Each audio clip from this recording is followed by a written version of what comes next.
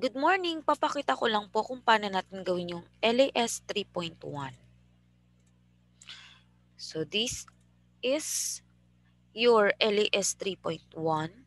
So all you need to do is to drag and drop these commands. Ito po, clean, forward and back, and then execute. So first, drag clean, drag forward, ayan, change it to 200. So kailangan naka-highlight ng blue, then type 200, then back 100. To execute, click the clean command. Ayan.